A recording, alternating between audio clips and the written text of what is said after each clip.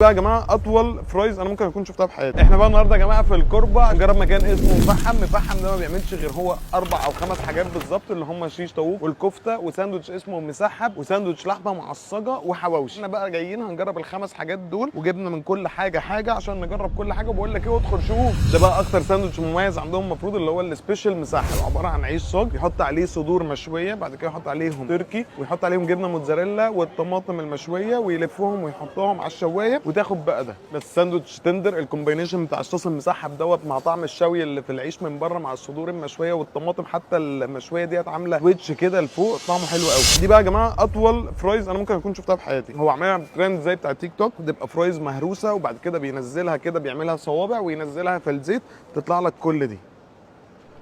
الطبق ده بيبقى فيه 4 بس احنا اكلنا واحده يعني من شويه كده.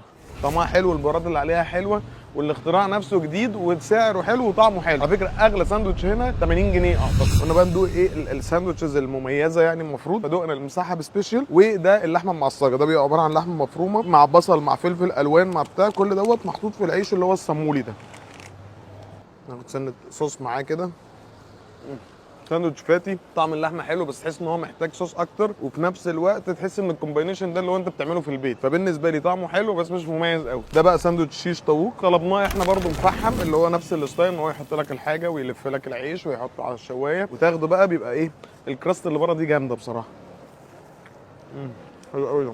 الشيش طاووق عالمي، الفراخ كلها وراك مع الصوص بتاعهم بتاع المفحم دوت، وفكره ان هو يحمص العيش على البتاع خطيره. عجبني قوي الشيش طاووق. وده كفته مفحم برضو، بيبقى عباره عن كفته ويحط عليها شويه بقدونس وبصل معاهم الطحينه، ونفس الكلام برضو على الشوايه.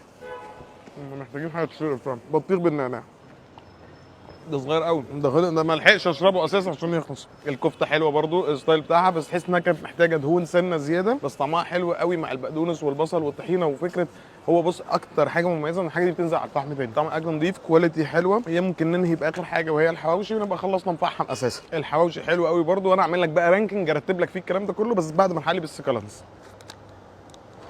خفيف عشان هو مش مكتر يعني، هي حلاوه مع قشطه مع مربى، بس هي رق صغنن كده. الخص لك بقى التجربه في المفحم. انا بالنسبه لي السبيشال عجبني قوي هو والشيش طاووق، الاثنين طعمهم حلو قوي ومميز قوي. يجي بعدهم الكفته، ودول اكتر 3 سندوتشات هبقى حاببهم. والبطاطس اللي عاملينها دي خطيره، فانا بالنسبه لي هاخد ال3 سندوتشات دول مع البطاطس ديت. واحنا كده جربنا مفحم يا جماعه في الكوربه عند بيك بيتزا عند سموزي بارادايس، واجواء بقى لطيفه، والاسعار حلوه قوي لان هي اسعار رخيصه يعتبر جدا، والبورشنز كبيره. وبقول لك ايه، اقفل بقى مصطفى.